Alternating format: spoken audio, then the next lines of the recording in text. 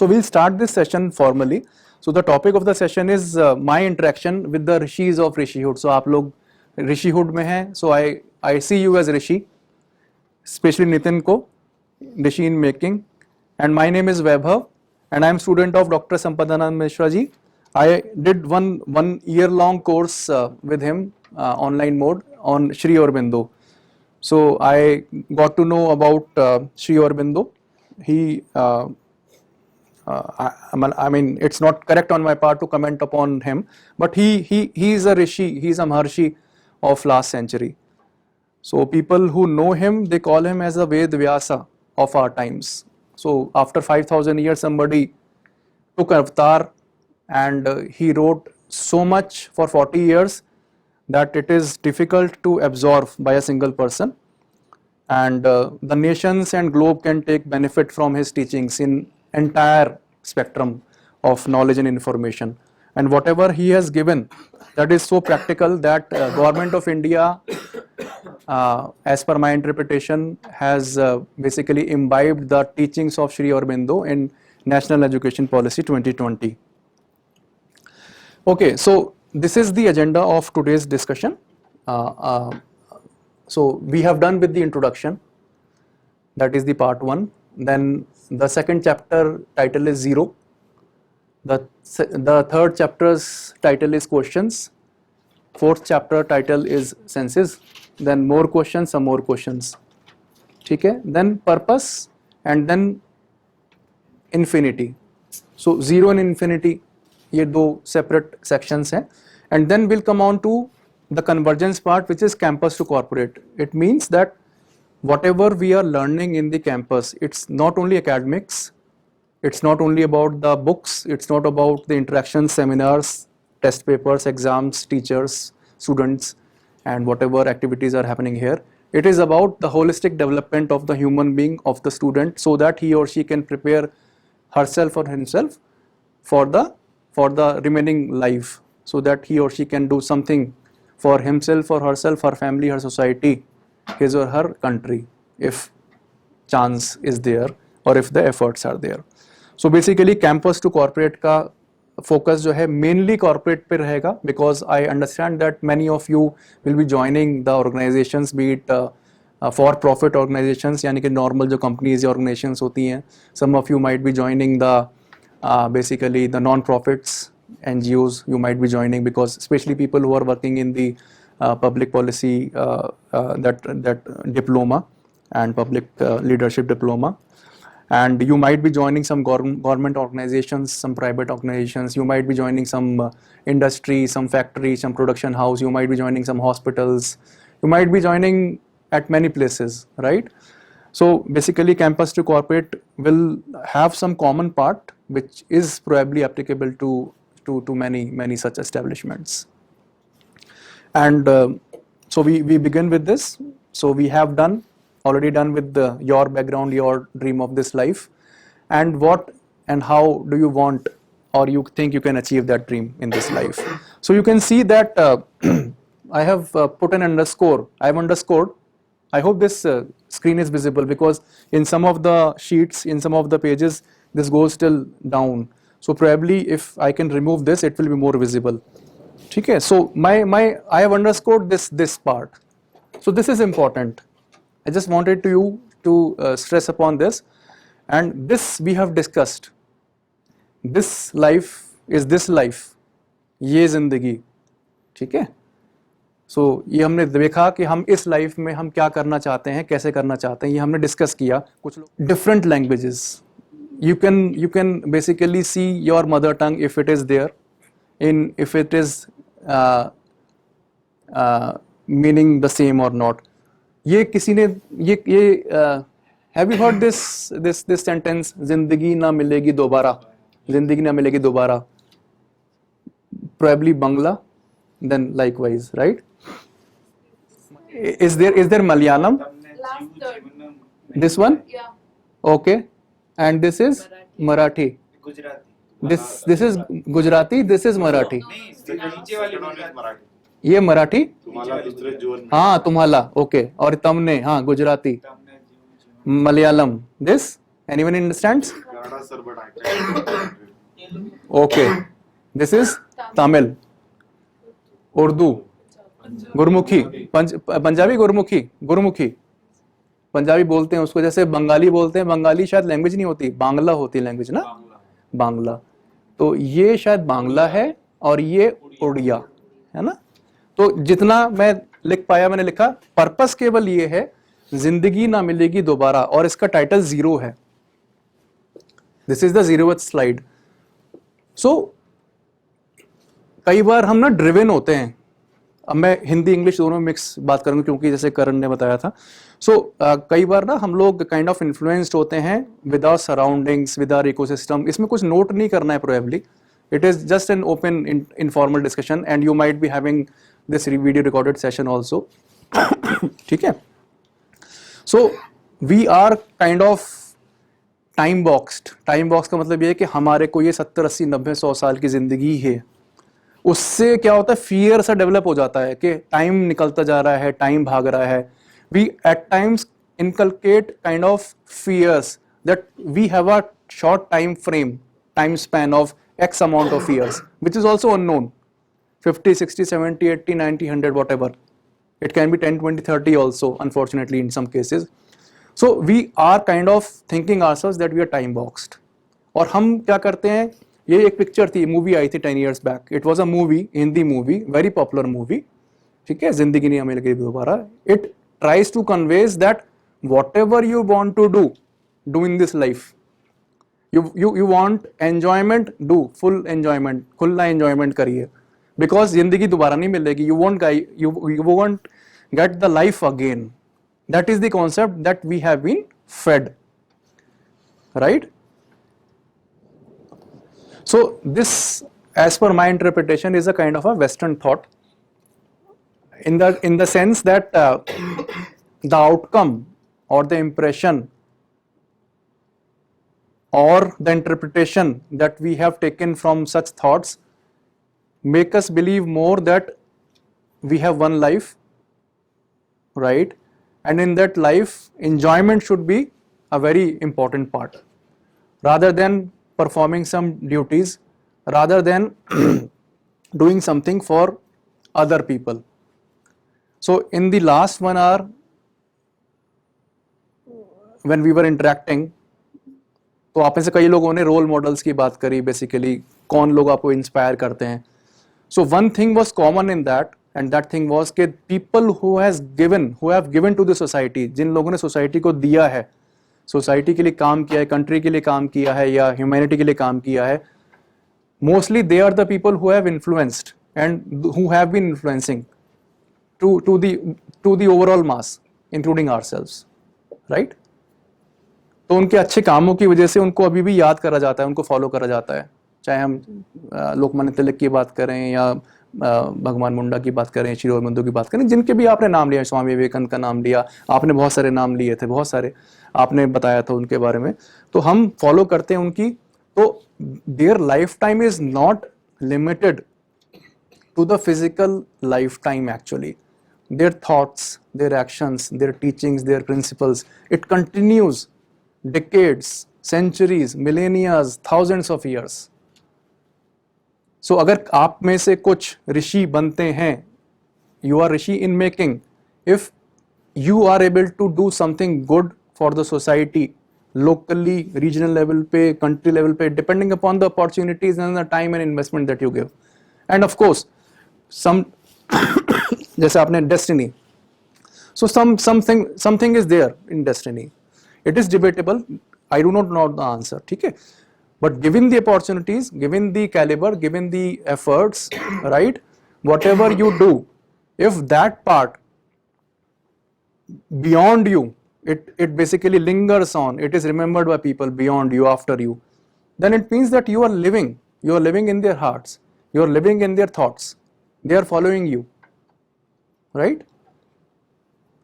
So the whole idea of putting this slide and having the different kind of mother tongues of India, some of the mother tongues of India, is that we need to understand, we need to take away this thought from today's. अगर आपको आज का एक ही thought अगर लेना है, you take this thought, जिंदगी ना मिलेगी दोबारा, because this is at times misleading, हमको काइंड ऑफ वो डिफ्लेक्ट कर देता है एंटरटेनमेंट के लिए, इंजॉयमेंट के लिए या वेल्थ के लिए। बट ट्रू हैप्पीनेस वो वेल्थ से, इंजॉयमेंट से तो नहीं आती है, वो टेम्पररी होती है। अगर ट्रू हैप्पीनेस या सेटिस्फैक्शन या फुलफिलमेंट अगर वेल्थ से आता तो जो रिचेस्ट ऑफ द रिचेस्ट हैं वर्ल्ड में वो सबसे ज़्यादा हैप्पी लोग होते। ऐसा नहीं है, they are most fearful at in some examples. उनको तो अपने बचाव के लिए पता नहीं क्या क्या करना पड़ता है, they can not move out freely, है ना, तो वो हैप्पी नहीं है, वो हैप्पी आवरण ओढ़ लेते हैं। Anyways, so we'll think about it in the later part of the discussion also। लेकिन अगर हम किसी चीज़ को अपने एक्सपीरियंस के द्वारा अगर उसको ग्रैस्प करते हैं, उसको कंटम्पलेट करते हैं, उसको एब्जॉर्ब करते हैं, राइट, उसमें मेडिटेट करते हैं, ठीक है, तब जाके जो हम सीखते हैं वो डेफिनेटली बेटर होती है जो कि बाहर की नॉलेज से हमें मिलता है। वो आपका खुद का एक्सपीरियंस है, ठीक है। फॉर एग्जांपल छोटी सी बात है, जैसे आप कहीं पे अगर ट्रेनिंग के लिए जाते हैं तो ट्रेनिंग के बारे में, फॉर एग्जांपल किसी एक सेटअप के बारे में आपने पढ़ा, फॉर एग्जांपल हॉस्पिटल्स के बारे में आपने पढ़ा, तो हॉस्पिटल्स में जाके जब तक आप खुद देखें नहीं कि वेरियस डिपार्टमेंट की लोकेशन क्या होती है, कौन सा डिपार्टमेंट को लोकेटेड होता है, कौन सा डिफरेंट होता है, नर्सिंग स्टेशन कितना दूर होते हैं, एडमिन के स्टेशन कितना दूर होते हैं, वॉशरूम्स कितना दूर होते हैं, एक्सेसिबिलिटी के लिए क्या करा जाता है, जब तक आप क्लास में पढ़ेंगे, पीपीटी में देखेंगे, तब तक बात दूसरी है। लेकिन जब आप खुद जाके वहाँ पे देखेंगे तब आपको लगेगा कि अच्छा ओके, तब आपके और सेंसेस डेवलप होंगे, आपके और जो है ना काइंड ऑफ उसके अराउंड जो थॉट्स हैं वो डेवलप होंगे। तो जब तक एक्सपीरियंस नहीं करेंगे तब तक आप नहीं कर पाएंगे। फॉर एग्जांपल अगर नर्सिंग के बारे में पूरा समझ लिया, उसके बारे में अगर आप उसके बारे में लोगों को बताएंगे तो उनके क्वेश्चंस आएंगे तो आपको फिर कुछ क्वेश्चंस के आंसर नहीं पता होंगे, फिर आप उसके बारे में जानेंगे कि ऐसा क्यों हुआ था, ऐसा क्यों करा हुआ है, सेटअप ऐसा क्यों है, आर्किटेक्चर डिज़ाइन ऐसा क्यों है, आप उसके बारे में और जानेंगे तो आपके बारे में और पता लगेगा। तो basically with experience, with actually diving into that, खुद उसको ऑब्जर्व करना, एक्सपीरियंस करना, उसके बाद जो एक थॉट प्रोसेस निकल के आता है, that is more mature and correct and closer to your heart और soul then rather listening from various places or reading many books. Okay, so these are some of the questions. I am working in IT since last 22 years, ठीक है। So मैंने computer science graduation किया, उसके बाद फिर मैं IT में काम किया, बहुत अच्छे MNCs में मैंने काम किया, कर भी रहा हूँ। So this whole material is kind of a gist or summary which I can present to you or discuss with you in 1-2 hours, ठीक है। तो मैं ये नहीं कहता कि this is the complete thing और this is the correct thing, this is my interpretation, it might be applicable to you, it might be appealing to you और नॉट। तो जितना आप एब्जॉर्ब करना चाहें आप एब्जॉर्ब करिए, जितना आप काइंड ऑफ इसको एग्री करना चाहें एग्री करिए, और कहीं पर भी अगर डाउट है तो मुझसे उसी पॉइंट ऑफ टाइम पे, उसी पॉइंट पे पूछिए, ठीक है। सो ये आपको बेसिकली ये आपके पास ये पीपीटी है, यहाँ पे पीपीटी है, आप सर्कुलेट भी कर सकते हैं। It's not my proprietary, it is a generic thing. जब आप भी कुछ एक्सपीरियंस करेंगे, आप भी कुछ कंपाइल करके लिखेंगे तो आप भी you can make it out. Okay, so now these are some set of questions, very basic questions, जो अगर हम पढ़ाई ना भी करें, right, if we are not studying then also we will have these questions in our mind, ठीक है। सो और जो भी आप एक्टिविटी करें, whether it's your assignment, whether it's your exam, whether it's your case study, whether it's your preparation for anything, preparation for interview, what ever, when you go and join some company, organization, NGO, etc., then also these questions may help you to understand the whole situation in a holistic manner, ठीक है। So the first question, it is very obvious, आप सबको पता है ये, बस ये मैंने kind of एक लिस्ट बना दी है, आप इस लिस्ट में से कुछ भी लेना चाहें ले सकते हैं, इसको डिस्कार्ड करना चाहें कर सकते हैं, not a problem at all. So most important questions as per my interpretation is what we are doing, हम क्या कर रहे हैं। जब तक ये क्लियर नहीं होगा तब तक हम उसको कंप्लीट नहीं कर पाएंगे उस टास्क को, ये डेफिनेट है। कर पाएंगे तो 70-80% 90% लेवल तक कर पाएंगे, 100% तो नहीं कर पाएंगे, ठीक है। सो बहुत इंपॉर्टेंट मेरे को लगता है कि शायद व्हाट हो सकता है। दूसरा जो बहुत इंपॉर्टेंट क्वेश्चन है वो है वाई, कि हम क्यों कर रहे हैं, क्यों हमें बोला गया है करने के लिए, इससे क्या फायदा होगा, किसका फायदा होगा, why we are doing it. आप मन में सोच सकते हैं आप उस टास्क या उस असाइनमेंट के बारे में। तो राजेश, हम बात कर रहे हैं कि जो जो मेरी लाइफ में पिछले 10 15 20 साल की जो प्रोफेशनल लाइफ में जो मेरे को लगा कि कॉर्पोरेट्स में या कहीं पर भी बेसिकली कुछ, if I can convert some questions and basically share with you, it might be helpful. You may or may not agree to these questions. आप ये सारे questions को आप चाहें तो यूज करें, चाहें तो ना यूज करें, ठीक है, it's totally free will. What is important question कि हम क्या, कोई भी अगर काम कर रहे हैं, कोई भी हम असाइनमेंट कर रहे हैं, टास्क कर रहे हैं, प्रिपरेशन कर रहे हैं, कुछ भी कर रहे हैं, फ्यूचर में जाके जब कॉर्पोरेट्स में काम करेंगे तो व्हाट वी आर डूइंग अगर हमें समझ में नहीं आएगा, हमारे बॉस ने बोला या हमारे सीनियर ने बोला ये करना है, अगर हमें पता ही नहीं, if our seniors tell us that you have to do this thing, या टीचर ने बोला कि ये करना है, if I will not understand, then how can I basically do the complete justice to it, है ना, I cannot do it. Then second important question which I think is very very important is why. That's why I have underscored it. Why we are doing it. Why जब आप पूछेंगे why क्या करना है, वो तो हो गया, क्यों करना है, किसके लिए करना है, क्यों मतलब क्यों करना है, जब तक आपको वाई नहीं है समझ में आएगा ना, तब तक आपको उसके क्वेश्चन की या उस टास्क की असाइनमेंट की डेप्थ नहीं समझ में आएगी, ठीक है। इसको नितिन आप अपने जो काइंड ऑफ, मेरा भी वही है, अपने जो करंट जो स्टेट ऑफ माइंड है इन सब चीजों के लिए जो आपने बताया था हमें, उसके लिए भी आप मैप करने की कोशिश कर सकते हैं कि क्यों, मतलब क्यों आपको जानना है। आपने 10 चीजें पढ़ ली, 5 लोगों से बात कर ली, अभी भी सारे क्वेश्चन 100 के 100 खुले हुए हैं, लेकिन आप कर क्यों रहे हो, आप उसको छोड़ दो। अगर आपको वाई पूछते रहिए अपने आप से, जापानीज टेक्निक भी होती है 5 वाई एनालिसिस, उसमें क्या एक वाई पूछा, उसके बाद उसका यहाँ पे पढ़ाया जाता है इस तरह के 5 वाई एनालिसिस होती है, 3 वाई एनालिसिस होती है। दैट मीन्स के the first reason, I think somebody आपके पहले यहाँ पे अमन बैठे हुए थे, अमन ने बोला था रूट कॉज फाइंड आउट करना। So root cause find out करने के लिए देयर आर 3 वाई टेक्निक्स और 5 वाई टेक्निक्स। ये हुआ, this occurred, why this occurred, first why का आंसर ढूंढा, देन ये जो अकरेंस हुआ ये कैसे, ये क्यों अकर हुआ, ये क्यों अकर हुआ, तो 3 लेवल तक या 5 लेवल तक जाते हैं तो वी डेफिनेटली जापानीज से के वाई 5 लेवल वाई से जाके हम एक्चुअल रूट कॉज ढूंढ सकते हैं उस प्रॉब्लम का। और जब रूट कॉज पता लग गया 70-80% काम हो गया। हेल्थ केयर में भी डायग्नोसिस अगर हो गया तो 80% काम हो गया। It is about then medication and care, treatment, ठीक है ना, हर एक चीज में। So why is most important, ये मेरा पर्सनल एक्सपीरियंस है। फॉर हुम, मैंने यहाँ पे स्टार भी लगा हुआ है क्योंकि इसको हम बाद में डिस्कस करेंगे। For whom we are doing it, अगर कोई असाइनमेंट कर रहे हैं, इस किसके लिए कर रहे हैं, अपने लिए कर रहे हैं, अपने टीचर के लिए कर रहे हैं, अपने क्लास के लिए कर रहे हैं, या जो वो टॉपिक है वर्ल्ड वॉर 2, जैसे आप बता रहे हैं कि वर्ल्ड वॉर 2 में जर्मन और वो जो लीडरशिप का जो भी कॉन्सेप्ट आप रिसर्च कर रहे हैं, right. So you doing for हुम, किसके लिए कर रहे हैं, वो क्लैरिटी होनी चाहिए। अगर फॉर एग्जाम्पल आप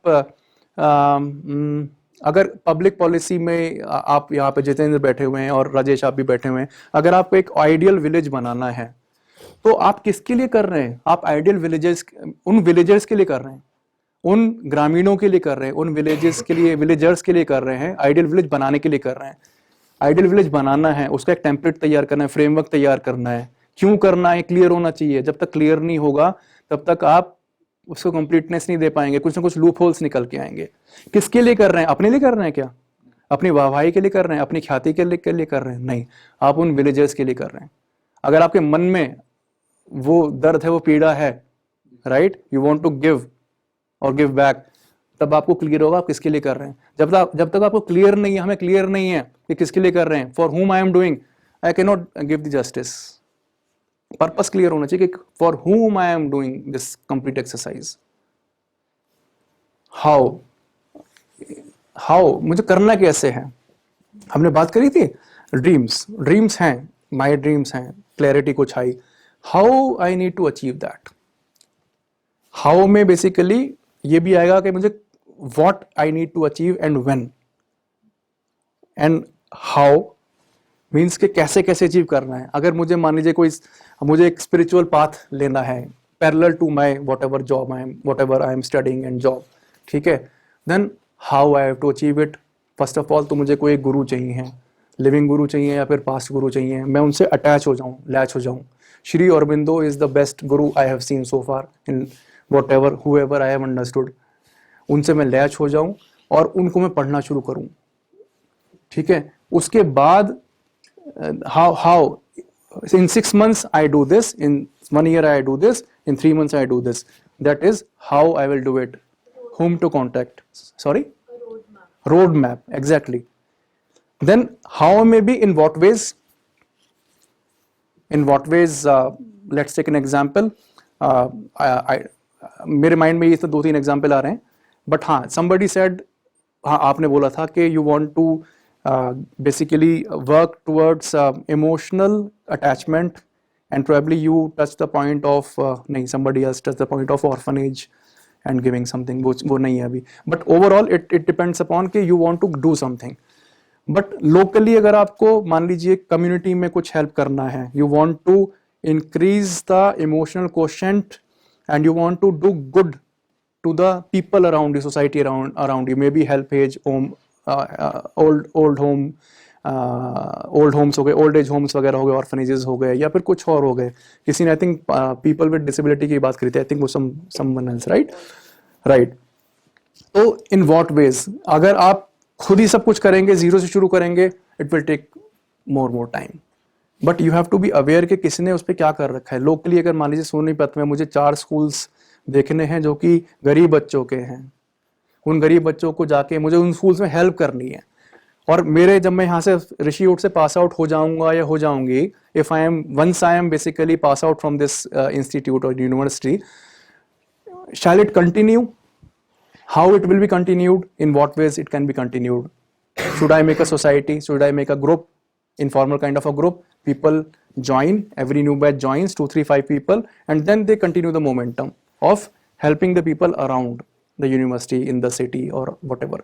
So in what ways can I approach it? In what ways can I do it? How it is a sub part of how to do it. In what ways can I approach? Shall I take help of some similar kind of groups which is operating in Sonipat, right? Shall I take help from my institute seniors, directors, founders? Ajay Gupta ji, for example, Ajay Gupta ji has, I think, a network of 1,000 schools, yes, right? And they are doing great. So you have living examples as people around you, right? तो जो आप करना चाहते हो, आपके पास ये platform है, आपको बस रीच आउट करना है. रीच आउट करने के लिए आपको ये सब चीज़ें क्लियर होंगी, आपको एक काइंड ऑफ फ्रेमवर्क आपके माइंड में होगा. You ponder upon that and you try to basically propose that to the management. जो एक्सपीरियंस आपको यहाँ पे मिलेगा वो किसी मतलब बहुत सारे जगह पे नहीं मिल पाएगा. जो पुरानी यूनिवर्सिटीज है, पुराने कॉलेजेस हैं, they at times don't care about the wishes and dreams of the students. वहाँ पे स्टूडेंट्स आए, कोर्सेज किए, पास हो गए, चले गए, जॉब लग गया. यहाँ पे थोड़ा डिफरेंट माहौल में ऑब्जर्व कर रहा हूँ, because I am attached since last 2 years. By when it has to be done? By when से मुझे याद आया कि what is the time. Okay, by when it has to done. Whatever we are thinking, right? आपने road map, somebody said road map. So by when it has to be achieved? In what ways? How? Then by when? It is also important. अगर मान लीजिए for example elections होने हैं 2024 के, और उन elections के लिए we have to, you are part of a team for example that is doing the analysis of the voters or voting pattern, demographics, etc. for Sonipat and around. Just for an example. So it has to come out by this year, and that also it has to come out in the time frame so that it is usable by various parties, that they can basically act on that whatever report or analysis that you have done. So by when it is very important. Then again it is very good to see that ask why at various point of time. ठीक है, सो ये simple set of questions हैं जो कि मुझे लगता है कि मुझे हेल्प कर रहे हैं, और आप इसमें से कुछ भी अब्जॉर्व कर सकते हैं या डिनाई कर सकते हैं. Nitin please. So like suppose there is some big cause, good cause, like, and for achieving that good cause we have to use some wrong tactics. So that is good or not? It is debatable and it depends upon situation. I have also done it at times if the cause is good. Because कई बार ये कहते हैं ना हिंदी में भी कि अगर एक झूठ से किसी का फायदा हो रहा है, किसी का नुकसान नहीं हो रहा है, तो वो झूठ कर सकते हैं। अगर महाभारत की लड़ाई हुई थी, लड़ाई तो यहीं हुई थी, बराबर में 100 किलोमीटर दूर हुई थी, है ना, 100-150 किलोमीटर दूरी तो होगा कुरुक्षेत्र। अगर वो लड़ाई नहीं होती, नहीं नहीं नहीं यार छोड़ो यार, बहुत लोग मर जाएंगे, हजारों मर जाएंगे, तो अल्टीमेटली एम क्या था, गोल क्या था, कॉज क्या था? कॉज ये था कि अधर्म का नाश हो। अगर नहीं करते, वो डिफिकल्ट स्टेप्स नहीं लेते, मारकाट नहीं मचाते, तो फिर शायद इंडिया या वर्ल्ड डिफरेंट होता आज। तो इट डिपेंड्स अपॉन, आपका क्वेश्चन बिल्कुल ठीक है कि गुड कॉज के लिए क्या मैं झूठ बोलूं, गुड कॉज के लिए क्या मैं क्या वो करूं।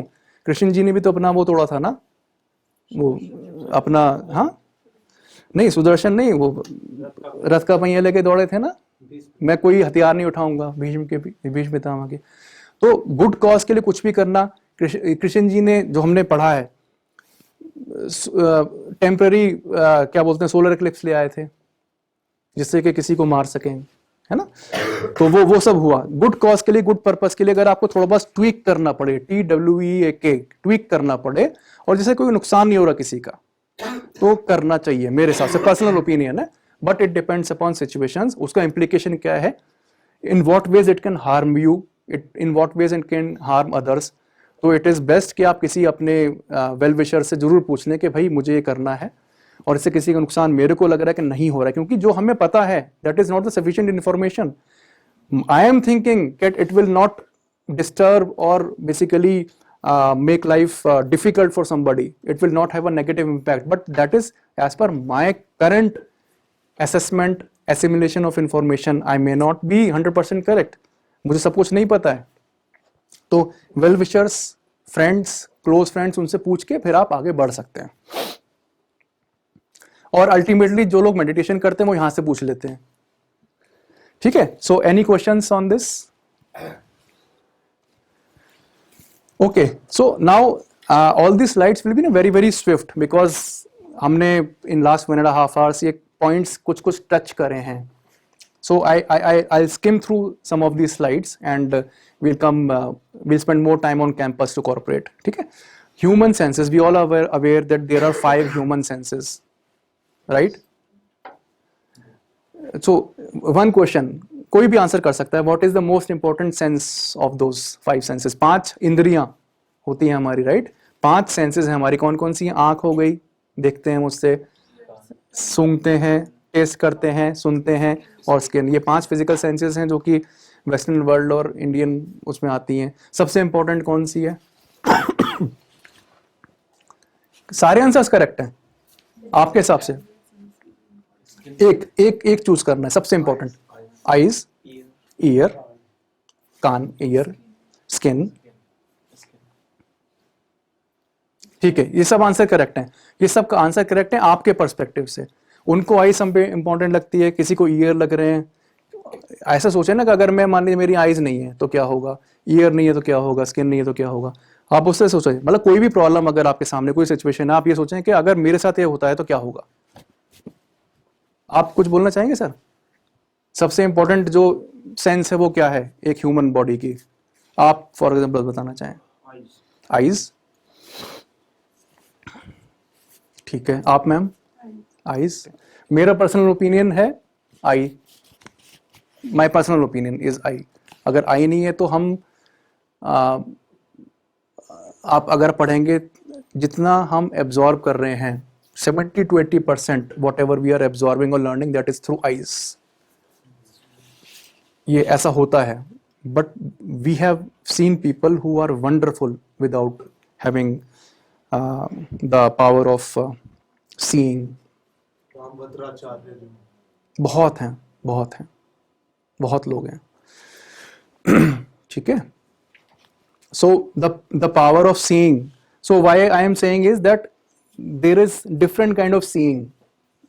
One is looking. आप you're just looking. Looking का मतलब हो गया कि आप देख रहे हैं बट आप ध्यान नहीं दे रहे हैं। उससे थोड़ा सा बेटर है कि आप seeing. You are giving due importance. अगर मान लो एक क्लास ये डिस्कशन चल रहा है तो कोई ध्यान दे रहा है, कोई नहीं ध्यान दे रहा है, right? It can be possible. So then somebody is observing, आप उसको ऑब्जर्व कर रहे हो, ऑब्जर्व कर रहे हो यानी कि मेंटली भी आप उसको काइंड ऑफ इन्वॉल्व हो उसमें, आपको अटेंशन यहाँ पे प्लीज। ऑब्जर्व करने के बाद यू आर रिसीविंग दैट और नॉट, देखा, ध्यान से देखा, ऑब्जर्व करा मेंटली, ऑब्जर्व करने के बाद फिल्टर करने के बाद उसको रिसीव करा, अपनी मेमोरी में, मेमोरी बैंक में लाया। This I am talking from, ये आपका कॉलेज में भी it is important in all the places where you work, ठीक है। And then after receiving whether you are imbibing that, अपने अंदर आप जज्ब कर रहे हैं, एब्जॉर्ब कर रहे हैं या नहीं, और उसको फिर लेटर आप यूज कर रहे हैं उसको या नहीं कर रहे हैं। अपनी जो स्किल्स हैं, अपनी जो एनालॉजी है, अपना जो रैशनल थिंकिंग है, लॉजिकल थिंकिंग है, या अपना इमोशंस हैं, आप अपग्रेड कर रहे हैं या नहीं कर रहे हैं। रिसीव करने के बाद इम्बाइब कर लिया यानी कि you have upgraded yourself, you are a next version of your self within few minutes, within few hours, within few days. If you are actually imbibing that, you are learning something new. You are probably unlearning or learning something new. ठीक है? This is applicable to all the things. Now, we are talking about the filters, right? It is about whatever we are looking, seeing, absorbing, right? So this is a filter, please. Filter process. You are filtering something out.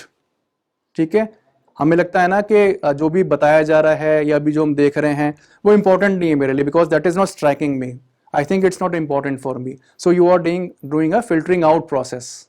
ठीक है, so filtering out होते होते, why I am talking specially about the eyes is we talk about meditation. So meditation में eyes किस किसने बोला था? आपने बोला था। मेडिटेशन में तो फर्स्ट स्टेप है वो क्या है? आईज क्लोज करना। So why I'm stressing on this fact is filtering seeker. Seeker means like you are gasping for something, you are wanting something. खोज कर रहे हैं, आप चाह रहे हैं किसी चीज को समझना. You are seeking something. पागलों की तरह पीछे पड़े हुए हैं. You want it from your heart, you want it from your soul. You are a seeker. And when you find it, you become a seer. Seer word use करते हैं हम सेंट्स ऋषिज के लिए भी. They see something and they see by eyes closed. So seeker में से K हटा दीजिए आप, I think. So the kinetic energy K, if you remove the kinetic energy of senses and your mind, your thought, you remove the kinetics, you become a seer. Ultimately rishi, आप rishis in making है, ऋषिहुड में है. ये शायद थोड़ा tangent जा रहा होगा, समझ में नहीं आ रहा होगा, but just wanted to say that this is the path which everyone should follow, and specially when you are here you should be aware of the fact. So we have to filter something, we have to seek something, we have to basically see from our soul, see from our sixth sense, from our whatever. ठीक है, मन की आवाज, मन की बात, और फिर आप इस बात में होंगे. आपका university is having a very special program already running since last 1 or 2 years. It is about Swadhyay, Swabhav, Swadharma. Have you heard about it? If anyone has not heard about it, talk to your peers. It is very very important. Swadhyay means self exploration, अपना अध्ययन करना, स्वाध्याय करना. स्वभाव जानना, first step is self exploration. Then अपना स्वभाव जानना, my nature, my true nature, my inner nature, my souls calling, वो जानना. और उसको जानने के बाद व्हाट इज माई धर्म, what is my Swadharma, my dharma, my duties. This is very very important course, again based upon Shri Aurobindo's teachings. This is a separate course. I think this is online. Dr. Malaka Padia was here since, I think, till last year. So I think she has given this course. It's available online. You talk to your teachers, or maybe Shumuji, you can help her. Now, simple things. We have to be aware. We have to be aware. We have to be there. अगर हम इस discussion में हैं, and if we are seeing our phone, mobile phone, we are not here. So we are not here. We have to be here now. we have to be aware, right? And then we can explore what is happening around, what is being discussed in this short discussion. ठीक है? Then it's about acceptance. This I follow, this I have seen. It is applicable to class, any discussion, or be it any forum, any corporate, any industry, any discussion. ठीक है? So you basically, when you accept only after realizing, ये तो यार अच्छा लग रहा है, इसका बेनिफिट मेरे को लग रहा है, हाँ ये तो काम कर गया भाई ये तो बढ़िया है, तो तब आप जाके जब एक्सेप्ट करेंगे तो फिर एब्जॉर्ब होगा. अगर आपने पढ़ लिया, ठीक है, कोई थ्योरम पढ़ ली, कोई प्रिंसिपल पढ़ लिया, कोई एनालिसिस पढ़ ली, कोई डेटा सेट देख लिया, बट जब तक आप उसको फील नहीं करेंगे, जब तक आप उसको एब्जॉर्ब नहीं कर पाएंगे. So you have to basically realise that, explore, realise, and then you have to practise. It is applicable to each and everything that you do. It's my interpretation. It may be wrong, it may be incomplete, but I'm just trying to basically share my experience or in just a summarized form. ठीक है? And after acceptance comes adoption, adaptation and adapt. ये थोड़ा सा difficult हो गया क्योंकि तीनों चीजें बिल्कुल सेम लग रही हैं, केवल vowels change हैं. Adopt करना, that किसी ने कुछ बताया, फॉर एग्जाम्पल पेरेंट्स ने बताया कि ऐसा सुबह प्रार्थना कर लीजिए, पूजा कर लीजिए, you do your this thing प्रार्थना एवरी मॉर्निंग. आपने अडॉप्ट कर लिया since your childhood, you basically आपने मान लिया, अडॉप्ट कर लिया, and you are following that. Adapt करना कि आपको कुछ बताया गया, आपने बेसिकली उस स्थिति या सिचुएशन के हिसाब से अपने आप को अडेप्ट कर लिया. आपको माइंड ये कह रहा है कि ठीक नहीं है, माइंड ये बोल रहा है कि ये करेक्ट नहीं है, बट हाँ किसी ने बोला, मैंने अडेप्ट कर लिया अपने आप को, right? This is adaption. You are not convinced fully, but you are adapting to the situation. ठीक है? And adapt is basically practising whatever you are doing so that you become a better version of your self in maybe coming days, coming weeks, coming years. It is about practising. ठीक है? So just एक generic वो था. I would like to stress on this. It is important for each and every student of Rishihood and all the students in the country to actually go through this and understand this. This is very, very important. Then we have been discussing since last 1.5 hours okay, something, this color, red hai, orange hai, saffron hai, XYZ hai. So this is right and wrong, about right and wrong, second one. So for some person this is red, for some it is orange. So always keep in mind that your perspective and someone else's perspective both can be right. बहुत important है, आप कहीं पर भी रहिए throughout life, whatever is right as per you can be wrong as per the other person, whatever is wrong as per you can be right as per the other person. Corporates में जाएंगे, आप जाएंगे, it is very, very important. Please debates मत करिए और मतलब बहस मत करिए, लड़िए झगड़िए मत, पर्सनल एनमिटी मत लाइए, पर्सनल डिफरेंसेस मत क्रिएट करिए, प्रोफेशनल डिफरेंसेस मत क्रिएट करिए, because this changes person to person and also it changes for the person with passage of time and with accumulation of knowledge and wisdom. आज जो ठीक लग रहा है मेरे को, हो सकता है 10 साल पहले मेरे को ठीक ना लग रहा हो सकता है 20 साल बाद मुझे ठीक ना लगे. आज मुझे खाने में ये अच्छा लग रहा है, हो सकता है 10 साल बाद मुझे खाने में कुछ और अच्छा लगे. आज मुझे लग रहा है कि करंट गवर्नमेंट की स्कीम्स बड़ी अच्छी हैं, 10 साल बाद नहीं यार कुछ भी नहीं किया, पता नहीं क्या कर रहे थे, कुछ भी हो सकता है. सो दिस इज समय, स्थिति और स्थान के हिसाब से, टाइम कॉन्टेक्स्ट के हिसाब से, टाइम स्पेस एंड कॉन्टेक्स्ट के हिसाब से this can change for the same person. आपके लिए भी चेंज हो सकता है सर. ठीक है? So right and wrong, don't stress upon it, everything is right in a particular perspective. आप लड़िए मत, झगड़िए मत कॉर्पोरेट में जाके या कहीं पर भी. Good and bad, right? किसी ने बोला कि आईज इंपॉर्टेंट है, किसी ने बोला कि नहीं ईयर इंपॉर्टेंट, किसी ने बोला स्किन इंपॉर्टेंट, किसी ने कुछ, तो ये उनका है basically. So nothing is good and bad, everything is good. Perspective है, बस रिस्पेक्ट करना जरूरी है. दूसरे का पर्सपेक्टिव, दूसरे की सोच जो है, दूसरे का जो पॉइंट है उसको रिस्पेक्ट करना जरूरी है, समझना जरूरी है. ठीक है ना? हम डिबेट ओरिएंटेड सोसाइटी बनते जा रहे हैं. वो थोड़ा सा कम हो तो बेटर है. Possible and impossible, it's a big thing. So basically the definition of possible and impossible, it changes, and it is very big thing actually. What we think is impossible can be possible, right? COVID से पहले online classrooms teachings were possible, online consultations were possible or not. Nobody would have said possible.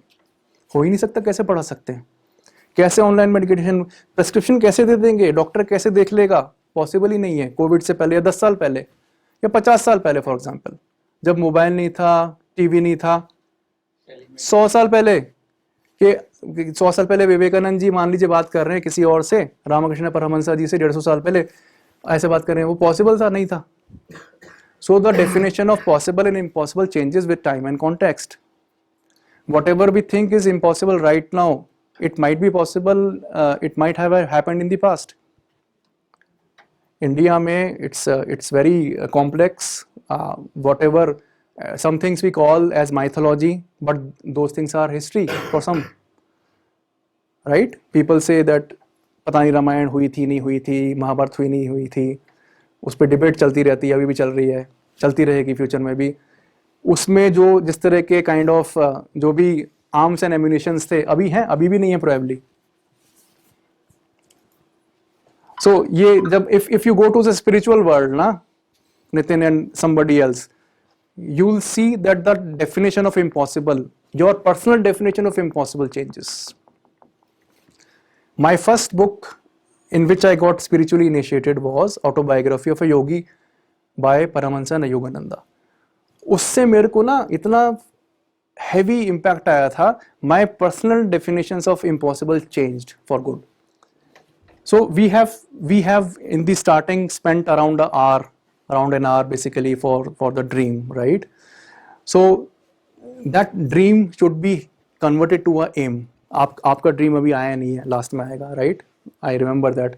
So that should be the aim or the purpose of your life. अगर आप उसको kind of, it can be many, बहुत सारे purpose और aim आप लेके चल सकते हैं, structured way में लेके चल सकते हैं, ठीक है? How you can achieve it? I think after this discussion you'll have to find ways कि आपकी ड्रीम क्या है. वो ड्रीम चेंज हो सकती है, how you can achieve it वो भी चेंज हो सकता है with passage of time. Again same slide but the title is different. Now it is infinity ऊपर है, जीरो नीचे है. It is just to show the Indian context that life is only not this life. So I am denying this fact, जिंदगी ना मिलेगी दोबारा. I am saying that whatever we do it has an impact, long lasting impact. So that is the only difference of this slide and the previous slide. Zero and infinity are very fascinating numbers. Just like 7 is a magic number, 0 and infinity are very prominent numbers. People who are on spiritual path will find those numbers boggling down at time to time. Okay, a simple roadmap about your dream. If you converge that what is your dream, then how you can achieve it. Right? You can simply make a roadmap for yourself that what I want to achieve, and how do I want to achieve by the end of this year. Simple, by the end of next year, by a gap of couple of years, and then by why I mentioned this 2047. Any guess? 100 years of 100 years of independence of India. So that's why I mentioned 2047. It's an important year. So what you want to achieve or give or do by this year is also important, because ये backward planning, एक backward planning term use होती है corporates में. Target fix है, time fix है, क्या करना है fix है, backward planning करनी है उसको achieve करने के लिए, उसको small steps में तोड़ना है, monthly, weekly या फिर yearly, और वो आपको लिखना है, ठीक है? And then after that, whatever you can have a dream till 2080, 2090, 2100, 2070, whatever आप लिख सकते हैं. Here also I have put infinity again from a different angle. ये part 2 था, right? Part 1 was self discovery, knowing and expressing ourselves in terms of the dream. Part two sorry लंबा हो गया ना. Okay, so it's 1:10 almost. We'll take 10 more minutes. Is it okay? Okay, ठीक है. Lunch आप लोग यहीं पे मेस पे करते हैं?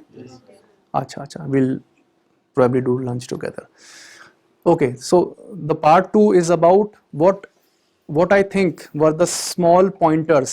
कुछ जो highlights जो भी मैंने एक्सपीरियंस किए, मैंने उसको कन्वर्ट करके एक्यूमुलेट किया और मुझे लगा कि शायद वो हेल्प कर सकता है, वो पार्ट 2 में हमने कवर किया. ठीक है. अब कुछ स्पेसिफिक, क्योंकि हम कॉर्पोरेट्स में जाएंगे, right, most of us will be going to some organisation, be it small, be it big, be it private, be it public, be it NGO, be it profit for profit, be it government, be it या हम खुद अपना कुछ शुरू करेंगे. तो we'll be going somewhere, we'll be having a organisation, right. तो उसके लिए कुछ पॉइंट्स हैं जो कि again it is kind of a carry forward from what we have seen so far, kind of a summarization. ठीक है. So the 7 questions, remember the 7 questions, what, why, for whom, है ना, वो सब 7 questions are important. मतलब मुझे लगा कि वो मेरे को काफ़ी हेल्प करते हैं, so that's why I'm stressing again on that. So in this we'll basically try to see that what preparations are necessary for us to help us prepare for the corporate world or for the organization world or the company world or the NGO world, whatever. ठीक है. So some preparations we have to do. So we can start from today itself, bits and pieces में. The 7 questions, as per me, those help me. The 5 senses, we have discussed about the 5 senses, and the 6th sense is very very important. जब कुछ समझ में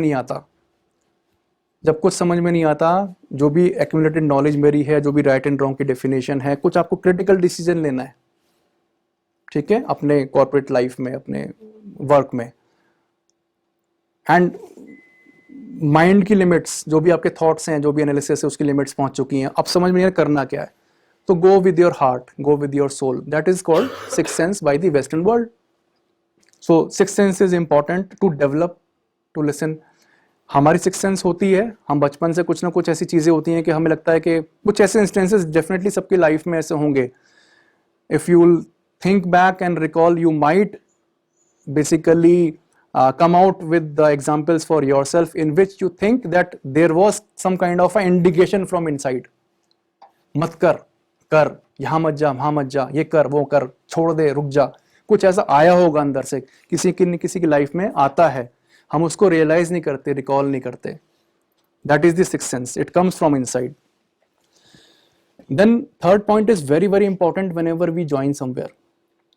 It is about the vision and mission.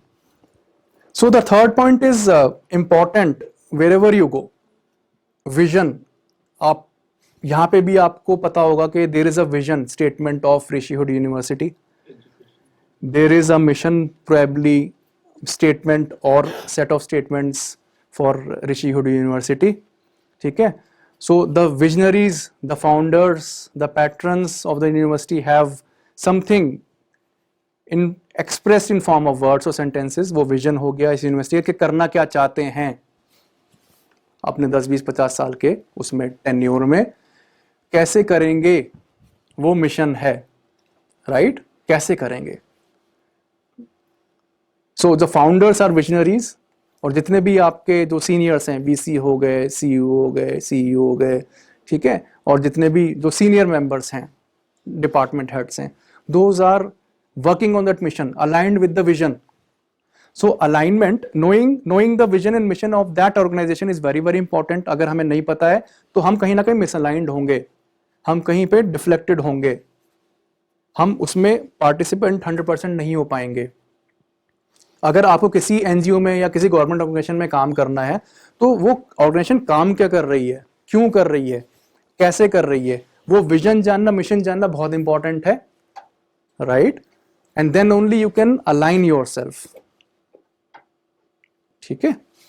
The 4th point is about aligning yourself, but keep at the back of the mind कि आपका purpose क्या है. कहीं ऐसा ना हो कि 10-20 साल कहीं पे लगा दिया ऑर्गेनाइजेशन में और वो आपको लगे, you just realize कि 10-20 साल वेस्ट हो गए, whatever is your dream, your purpose of life, you have not progressed on that while working in a particular organization, company, NGO, government, startup, whatever. You always should be aware of the fact that what is your personal, not ambition, dream, purpose of this life, a good purpose.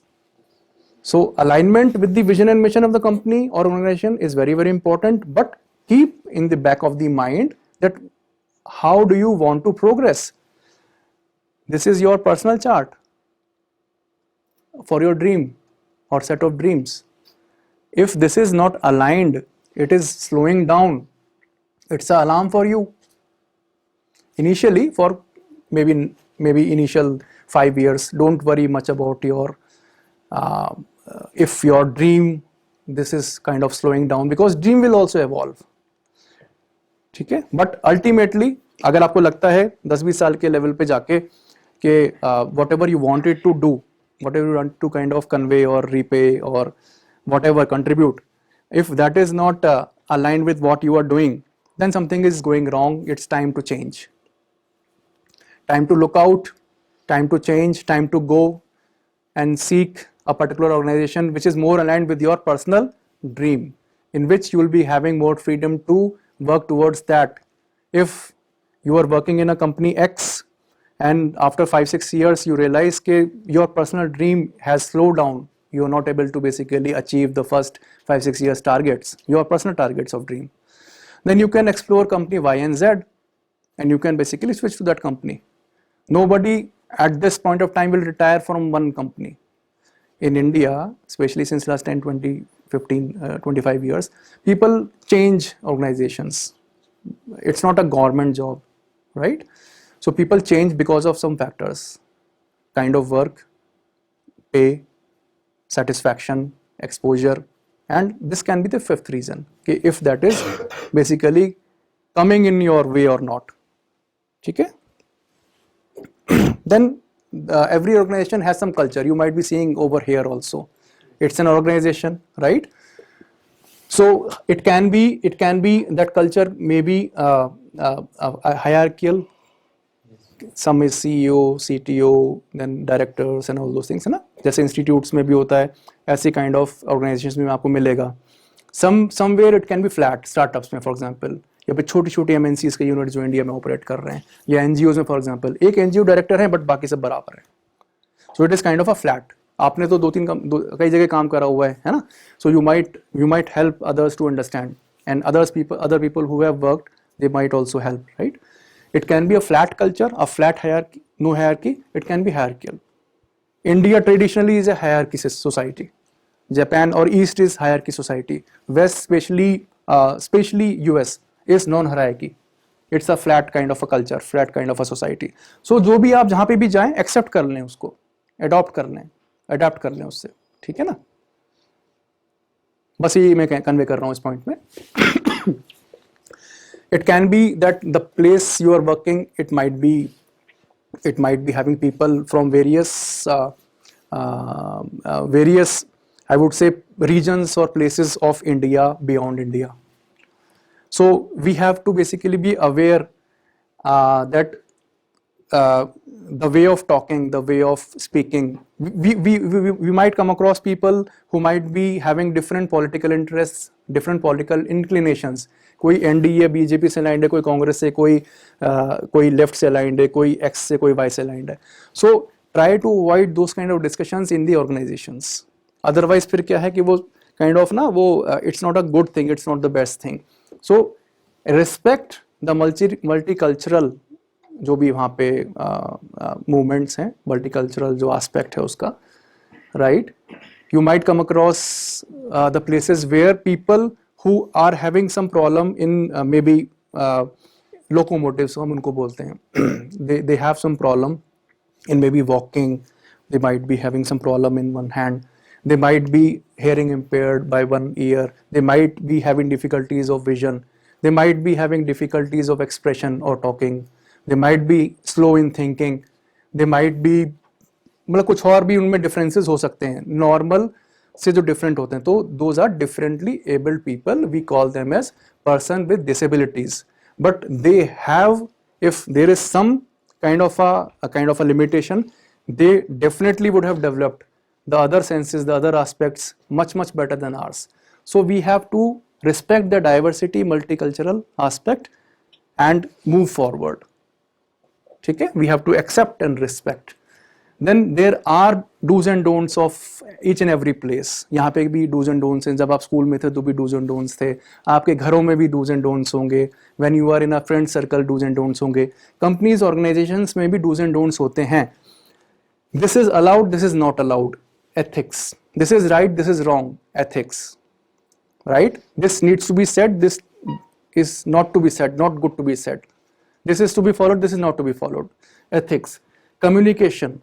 Communication, whatever communication is flowing from you to others or whatever communication is flowing from others to you, it has to be structured, it has to be contained, it has to be वो जो भी हम communicate कर रहे हैं, जो भी हम बोल रहे हैं, ये ईमेल लिख रहे हैं या फ़ोन पे बात कर रहे हैं अपनी कंपनी ऑर्गेनाइजेशन में भी, वो भी ना ऐसा रिस्पेक्टफुल होना चाहिए, ध्यानपूर्वक होना चाहिए.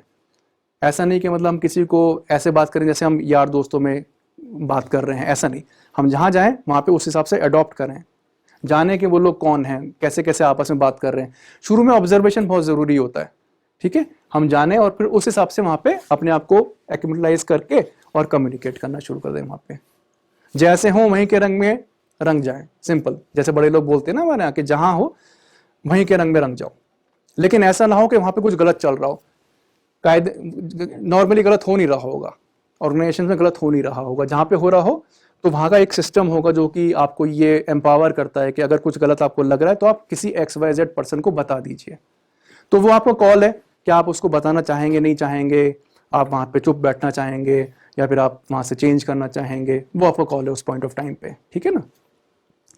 देन अनदर, ये हम कल्चर की बात कर रहे हैं, ऑर्गेनाइजेशंस के कॉर्पोरेट से कल्चर की बात कर रहे हैं, which is applicable to all the organisations. Delegation and collaboration. Collaboration means working together, एक साथ एकता से काम करना, एकजुटता से काम करना और किसी काम को अंजाम देना, कंप्लीट करना. That is collaboration. अगर आप किसी टास्क पे काम कर रहे हैं, किसी टीम में काम कर रहे हैं, तो it has to be a team work effort.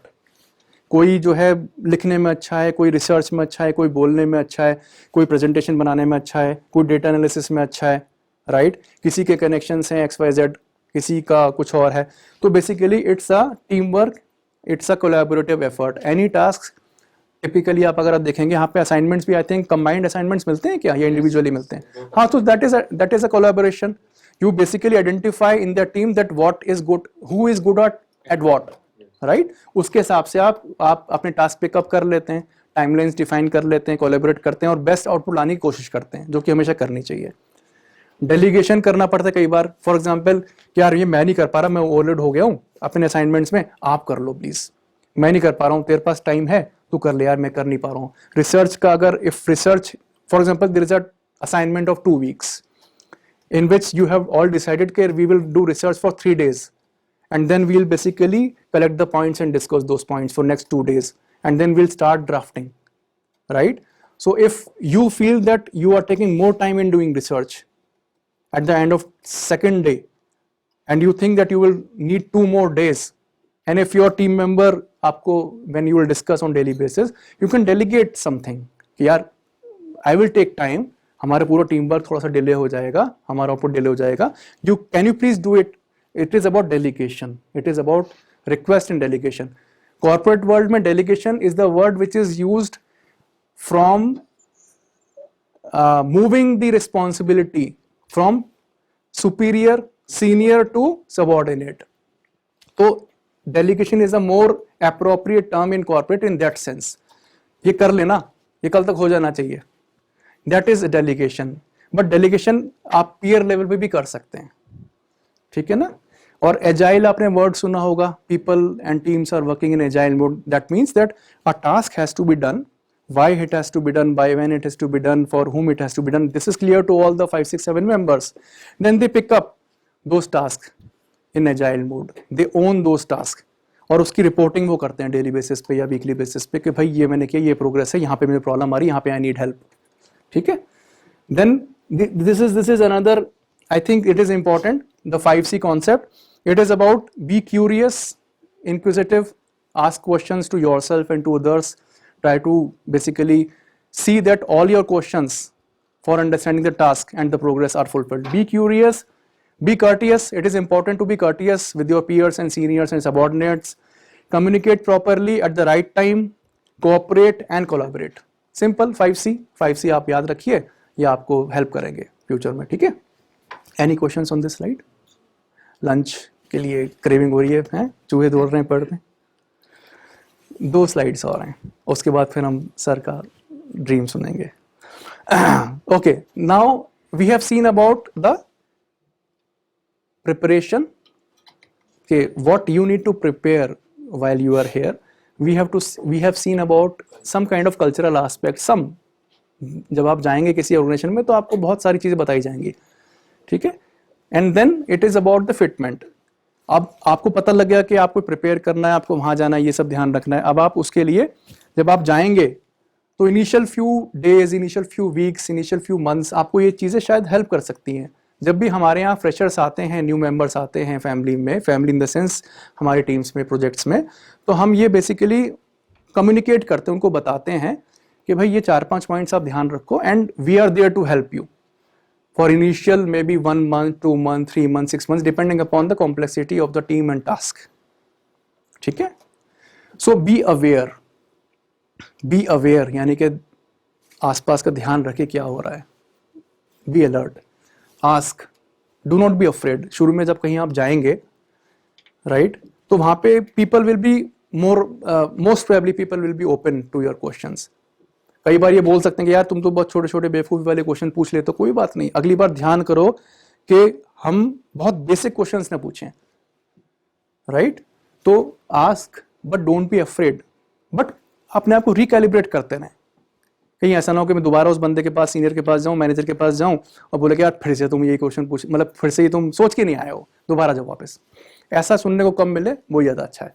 लेकिन इसका मतलब ये नहीं कि आप क्वेश्चन ही नहीं पूछें, क्योंकि क्वेश्चन नहीं पूछेंगे तो क्या होगा, टास्क कंप्लीट नहीं होगा या करेक्ट नहीं होगा. Correction and completion at right time, it is very very important. CCT, correct, complete and on time. Be active. आप कहीं पर भी जाएंगे, you have to be active. You have to be active. It is straightforward. Sorry. Be sincere. It is, for me, these 2 points are very very important. I seek these kind of I would say traits or qualities in my team members. I try to inculcate these qualities in my team members. Be sincere towards whatever task and duties are assigned. Task and duties समझ लिए, sincerely उस पर काम करना. भले output best नहीं आ रहा है, कोई बात नहीं, sincerely काम कर रहे हैं और honestly रिपोर्ट कर रहे हैं कि सर ये हुआ, मैम ये हुआ, ये नहीं हुआ, कि बॉस ये हुआ, ये नहीं हुआ, कि ये मुझे दिक्कत आ रही है. ठीक है? ऑनेस्टली रिपोर्ट भी कर रहे हैं, जब भी वो रिपोर्टिंग फ्रीक्वेंसी होती है, डेली होती है, वीकली होती है, मंथली होती है. और बी ओपन. इनिशियल तो 4-5 ईयर्स बहुत इंपॉर्टेंट है कि वी आर लर्निंग. अगर हमने सोच लिया कि मुझे अपने बॉस से ज़्यादा पता है या फिर अपने लीडर से ज़्यादा पता है, नहीं, वो गलत है, वो गलत है. आपको 5 से 10 साल तो ओपन फॉर लर्निंग रहना ही रहना है. मैं अपना एक्सपीरियंस बताता हूँ एक छोटा सा. मेरे कई सारे मैनेजर्स रहे 20-22 साल में. कुछ से मैंने सीखा कि काम कैसे करना है, लेकिन उससे भी ज़्यादा मुझे जो इम्पोर्टेंट लगा वो लगा कि उन डिफ़िकल्ट मैनेजर के साथ काम करना जिनसे मैंने सीखा कि काम कैसे नहीं करना है. ये मेरे लिए इम्पोर्टेंट था, क्योंकि मेरा जो है सोल या मेरा जो इनर सेल्फ जो है ना, that was not allowing me to do something. Then I said कि मैं ये तो नहीं करूँगा. भले मेरे बॉस अगर नाराज़ भी होते हैं, हो जाएं, मैं उनको समझा दूंगा कि सर ये नहीं कर सकता, ये मेरे हिसाब से ये एथिकल नहीं है, ठीक नहीं है. तो मैंने हर एक से सीखा. हमें भी हर एक से सीखना चाहिए कि what needs to be done and what is not to be done. ठीक है? So be open to learning and whatever feedback is coming, because आप जाएंगे, फीडबैक्स आपको मिलेंगे, आपको बहुत बहुत क्लियर और बहुत क्रिटिकल फीडबैक्स मिलेंगे. कहीं पे भी आप जाएंगे, एकदम मुंह पे तमाचे पड़ेंगे कभी कभी, तो ऐसा लगेगा. Then I think this is the last slide, and sorry for taking a lot of your time. I am 30 minutes behind my time. Okay, so these are some of the jargons. आप ये share कर दीजिएगा presentation ना. and through Soumya ji, you can ask me questions. He has my email ID and my phone number also. कोई भी अगर आपको कोई query है वगैरह है तो आप इनके थ्रू मुझसे पूछ सकते हैं. Some jargons you might be aware of, most of them, just kind of listing them down. Top down approach, top down approach of thinking, of doing some task, of doing planning. Bottom up approach. Policies वगैरह बहुत important है कि अगर कुछ policy matter है, कोई policy बनानी है, ठीक है, एक कुछ काइंड ऑफ एक चेंज लाना है सोसाइटी में, रीजन में, संस्था में, तो क्या ऐसा है जो कि हमें देखना है ऊपर से नीचे, यानी कि बर्ड आई व्यू भी कहते हैं उसको. यानी कि अगर मुझे मान लो यूपी में या कुछ चेंज लाना है, कुछ पॉलिसी करना है, तो मुझे वो देखना पड़ेगा कि मुझे देखे पूरा का पूरा यूपी, काइंड ऑफ ऐसे ना, सारे लोगों को मैं देखूं, डेमोग्राफिक्स देखूं, रीजन्स को देखूं, कहाँ पे क्या है फिजिकल और पॉलिटिकल. बॉटम अप अप्रोच कि मैं ये देखूं कि मैं जिसके लिए कर रहा हूँ, जिसके लिए मैं सोच रहा हूँ, वो क्या फील करेगा, मैं उसके नज़रिए से देखूं. एंटाई व्यू, चींटी के व्यू से, चिड़िया के व्यू से, चींटी के व्यू से, एंटाई व्यू. मैं देखूं कि जिसके लिए काम हो रहा है, ग्रास रूट लेवल हम बोलते हैं ना, ground level, grass root level, that is bottom up approach. जिसके लिए पॉलिसी ला रहा हूं, जिसके लिए मैं चेंज ला रहा हूं, ये मैं सही सोच पा रहा हूं या नहीं सोच पा रहा हूं. मुझे कम से कम सर्वे करना चाहिए उनसे लेके जाके. अगर आइडियल विलेज की मैं बात कर रहा हूं तो विलेज में जाके देखूं तो सही, या अपने एसी के कैबिन में बैठा बैठा मैं पॉलिसी बनाता रहूंगा, जैसे कई लोग पीछे करते थे कुछ साल पहले. तो bottom up view is very very important.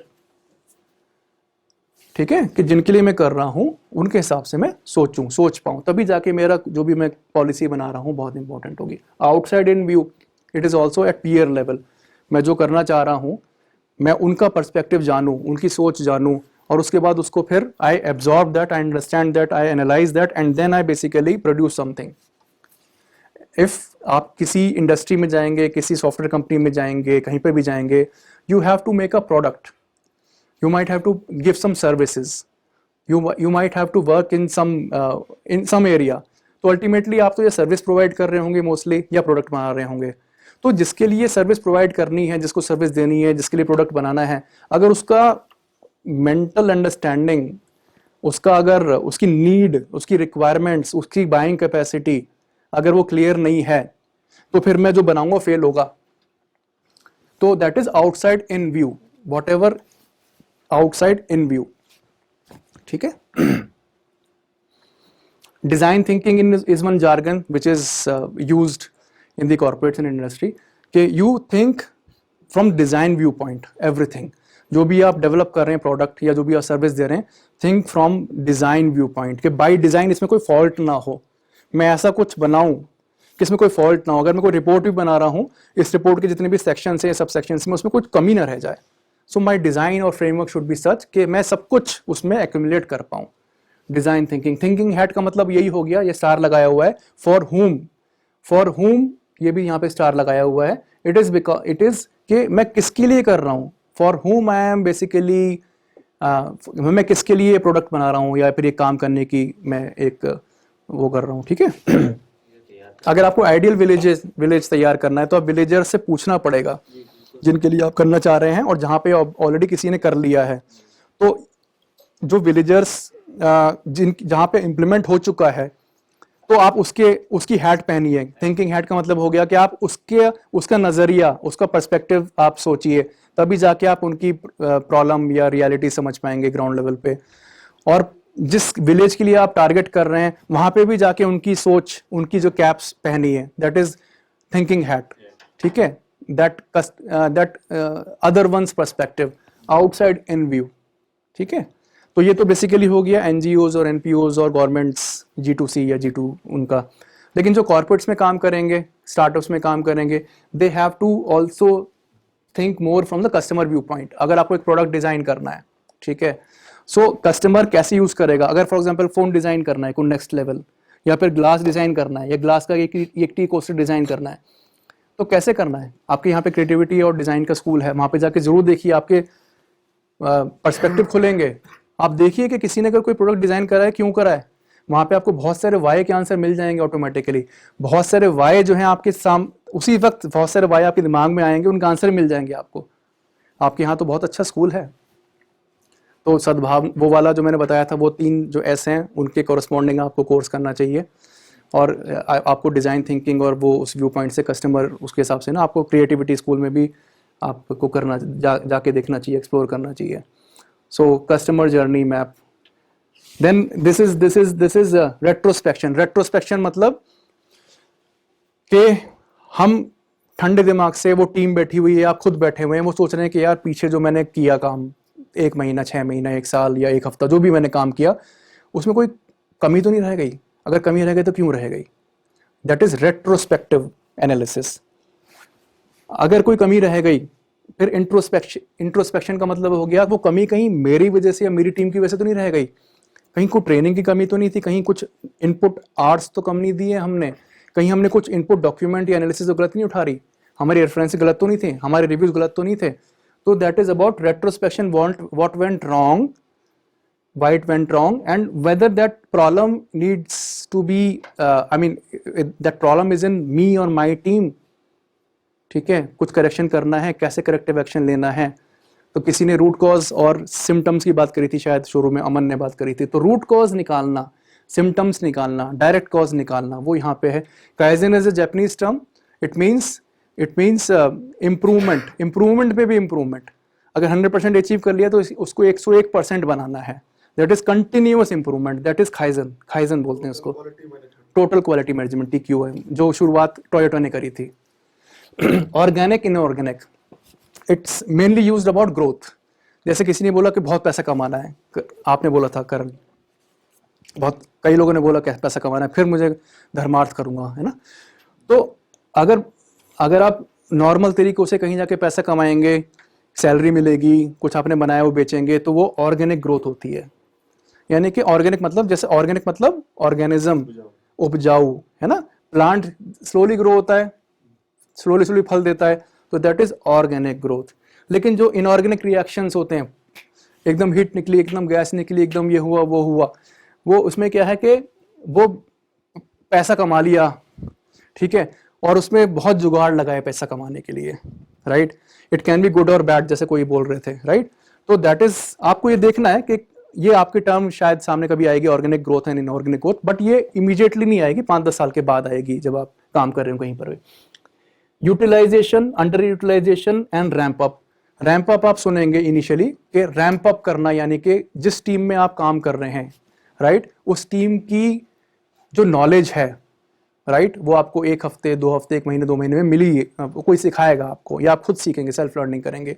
तो वो बोलेंगे आपके मैनेजर या आपके सीनियर्स वगैरह कि रैंप अप इसका कितना हुआ, राइट, करण का रैंप अप कितना हुआ, राइट, राजेश का रैंप अप कितना हुआ, नितिन का रैंप अप कितना हुआ, या फिर किसी का रैंप अप कितना हुआ, है ना। इट इज पार्ट, ये कैपेसिटी बिल्डिंग है, ये बिल्कुल शुरुआत में जब आपकी ट्रेनिंग चल रही होगी, शुरुआत में रैंप अप, ठीक है। तो आप कितना सीखे, आपका स्किल्स ग्रास्प कितना किया, एग्जैक्टली स्किल्स कितने एक्वायर करे, टूल्स एंड टेक्निक्स कितनी सीखी, और जो डोमेन है, अगर फॉर एग्जांपल आप विलेजेस की बात कर रहे हैं, तो विलेजेस और पूरा जो विलेज का इकोसिस्टम होता है, राइट, पॉलिसीज होती हैं, उसकी सिविक्स, पूरी पॉलिटी, वो सब समझना आपको आ गया नहीं आ गया, तभी आप बेसिकली आप कुछ टास्क कर पाओगे, ठीक है। फिर मैं हफ्ते में 50-60 घंटे का काम कर सकता हूं, बट मेरे को केवल 20-30 घंटे का काम दिया हुआ है, तो आई एम अंडर यूटिलाइज्ड। मैं 50-60 घंटे का काम कर सकता हूं ऑफिस में या घर से, जैसे भी है, लेकिन मुझे 100 घंटे का काम दे रखा है लगातार, आई एम ओवर यूटिलाइज्ड। तो ये कैपेसिटी वाला काम आ गया। ओवरलोडेड, अंडरलोडेड, उसको बेसिकली एक पॉलिश्ड वर्ड में अंडर यूटिलाइज्ड, ओवर यूटिलाइज्ड, ये यूटिलाइज्ड कॉर्पोरेट्स में यूज करते हैं वर्ड्स, ठीक है। तो बहुत सारे हैं वर्ड्स, मैंने कुछ चेरी पिक किए, कुछ हैंड पिक किए हैं, कुछ वर्ड्स जो शायद आप सुन सकते हैं, सुनेंगे प्रोबेबली जब आप कॉर्पोरेट वर्ल्ड में जाएंगे। I think that is the end, this is the end. Ultimately we have to have a purpose, right, in life we have to have some aims, and we should basically work towards fulfillment of those. Any questions so far? Are we ready for the second session after 5 minutes? Thank you very much.